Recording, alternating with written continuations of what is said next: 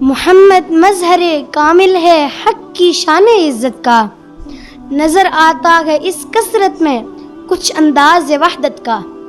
حضور نبی کریم صلی اللہ تعالی علیہ وسلم اللہ رب العزت کی عظمت و شان کے مظہر و اکمل ہیں، گویا وحدت کے جلوے کثرت میں نظر آ رہے ہیں۔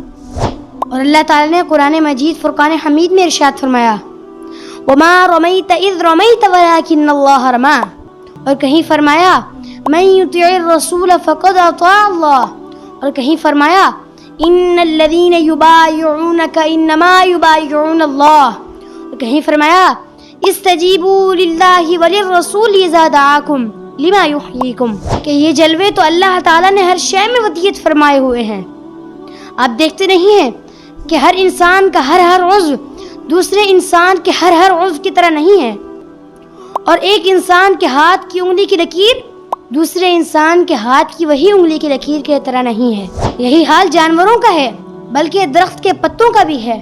اس کا انکار کوئی احمق کرے تو کرے، صاحب فہم و شعور تو نہیں کر سکتا، لیکن اللہ تعالیٰ نے اپنے حبیب صلی اللہ تعالیٰ علیہ وسلم کو بے مثل و بے مثال بنایا ہے۔